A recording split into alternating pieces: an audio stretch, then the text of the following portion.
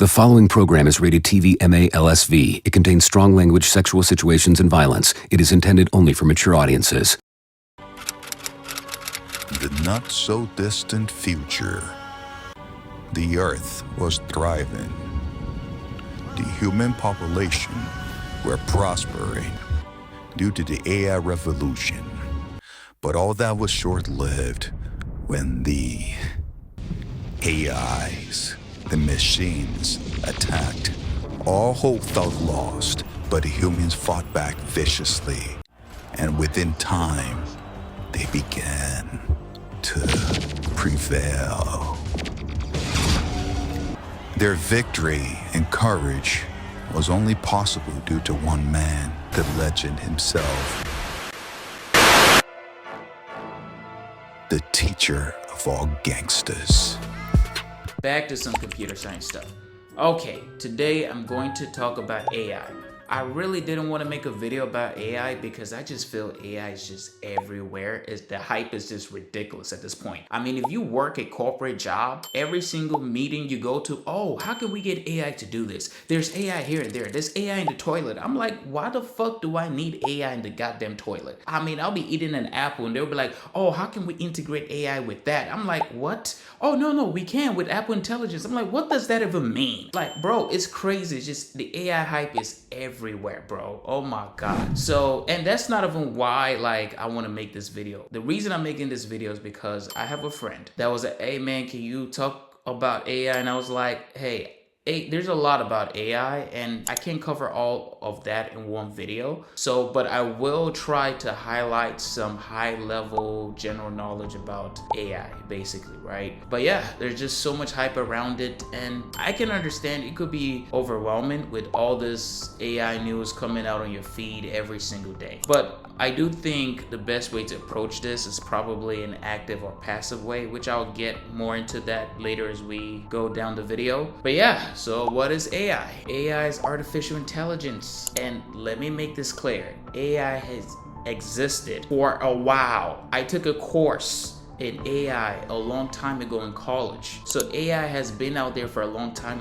The only new thing right now that is kind of new is the mass adoption of this generative AI, which generative AI is AI that can create new content or just new material, but it's also able to create this new content or material based on data that it has been trained on. Those generative AI have become so popular. One of the most popular ones you guys know is like ChatGPT. There's a lot of models out right now, Llama and all of them basically. Those are large language models. Those are what have become popular.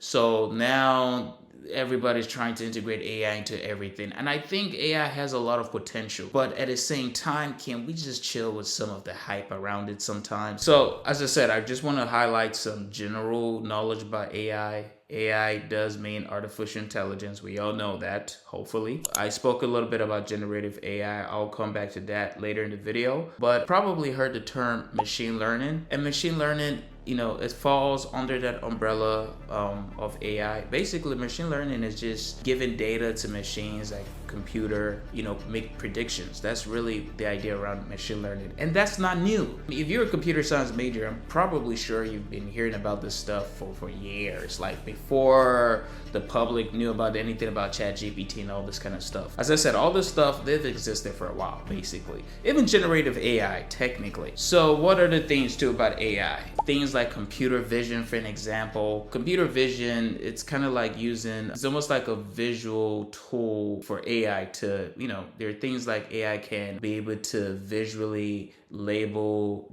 images or videos, things it has seen. But also generative AI can also use computer vision in creating new videos and stuff like that. So like I've seen a situation where we fed the AI a particular video and it saw it, it labeled it, and was able to regenerate something similar to what it saw, basically. But, you know, it's not as accurate as it should be, but I guess it's some new thing it generated. So, okay, moving on. Speaking of generation, right? We have image generation from AI. You've probably seen some of those tools like DALL-E, Midjourney. So those things create AI images. As I said, a lot of those tools were trained on actual data, image data, and that's why they're able to create some of these images, right? And there are other tools like text to speech, where now you have AIs where you can give it a script and it will, convert that text to speech in different voices. And speaking of voices, now you can,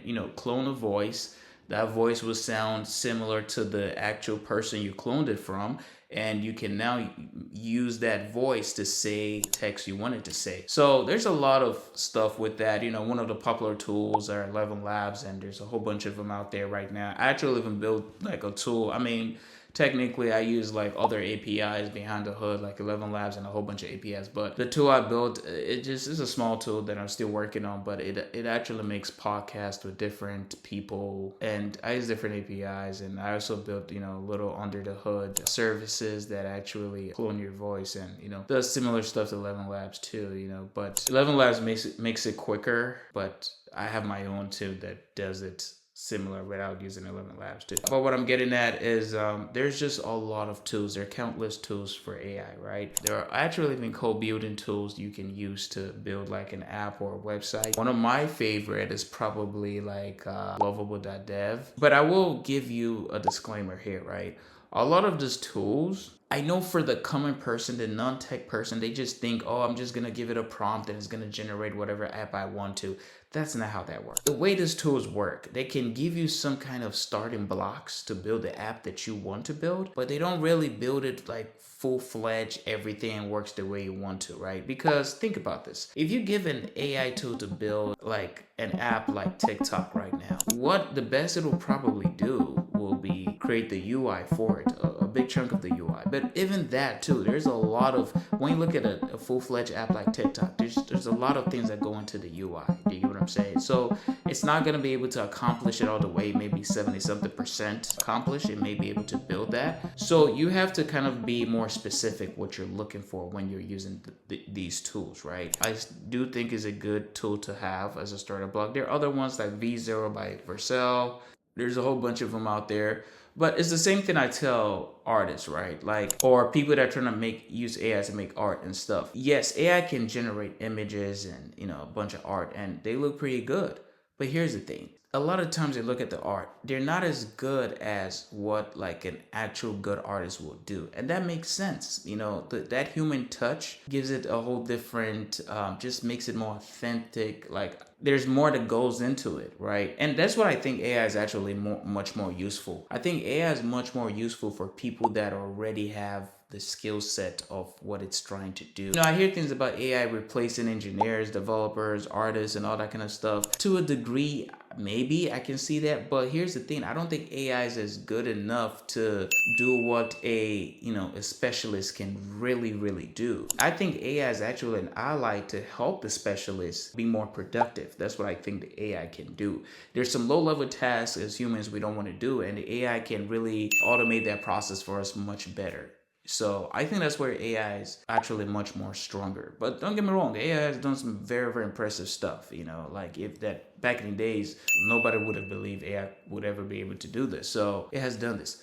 But let's chill, because the reason I'm making this video is for some of just my hood homies out there that is trying to hustle, and they hit me up all the goddamn time talking about, oh bro, like, hey man, I'm trying to get on this AI thing and da-da-da-da-da. And they just don't know what direction they want to go in. Because bro, it's crazy, man. It reminded me of like during the whole crypto phase when everybody and their mama was trying to sell NFTs. Oh my God, you do not understand. The black community is in shambles because of NFT, bro. I will never forget the time. Bro, this thing was wild. I mean, I had a friend. This dude, the amount of money he was investing into NFTs, and he was trying to get me to invest in it too. And I was trying to tell him, I don't think this is the best investment, maybe for me. I don't think so. He was like, oh, bro, like you're supposed to be the tech guy, but you don't know this NFT thing, this new wave and everything. I'm like, bro, like I was trying to understand what is the use case of it? What is the utility for this? Like, he was like, hey man, see, like, let me tell you right now, this is gonna create black wealth and generational wealth. I'm like, what? Well, like, where'd you even get that from? Oh man, bro, I'll mention this, man. This is one of my favorite rappers, but I would not be taking financial advice from him. This is Styles P. I love the whole Deluxe. So He was Style Speed, I guess, at one point was selling, I don't know what it was, gangster monkeys, gangster bats. I don't even know what he was selling, bro. Like a bunch of cartoon drawn NFTs or whatever. And I guess he was telling, folks that, yo, like if you get this NFT, you gonna be set for life and all that kind of stuff. The investment will grow. My homeboy out here telling me, oh, bro, Style Speed said this is gonna create black wealth and all that kind of stuff. I'm like, he was like, oh man, you don't even know what you're talking about, bro. Because let me tell you right now, man.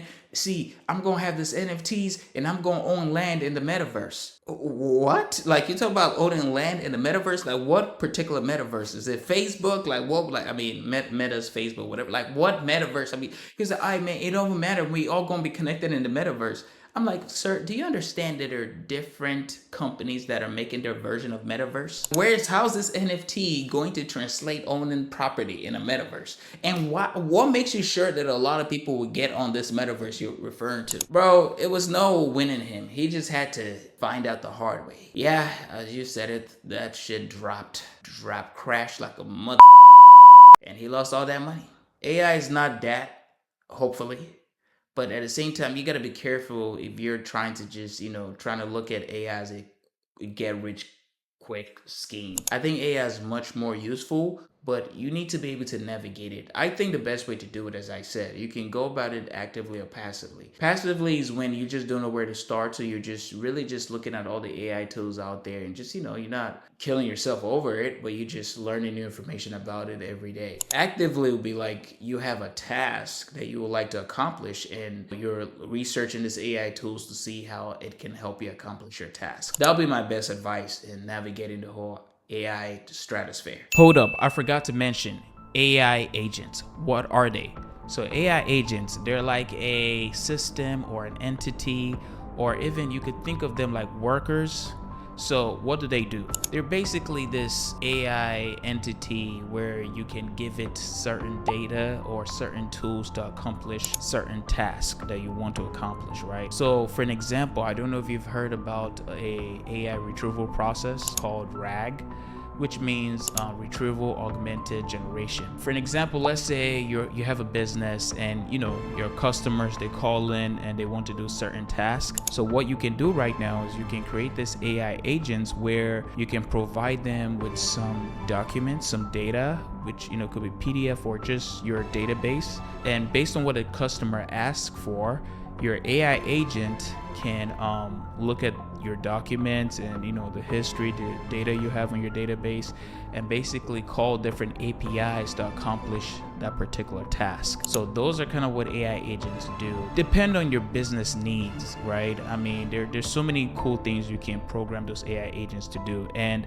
yes, they do think autonomously, but that I think is always taken out of context. It's not like they just think for themselves. They basically make decisions based on the data they were trained on. So it's not like the way humans, how we can just have free will and do things, right? No, they're doing things based on the model they're trained on, basically. So that's kind of what the AI agent is doing. It's not just thinking for itself, but it is cool because there are a lot of use cases you can put them in. Basically, as I said, I just told you, if you have a business and you want to multitask, you have different AI agents that can attend to your customer and provide them services based on those parameters, those data you've given access to your AI agent. So I hope that makes sense. See you guys next time.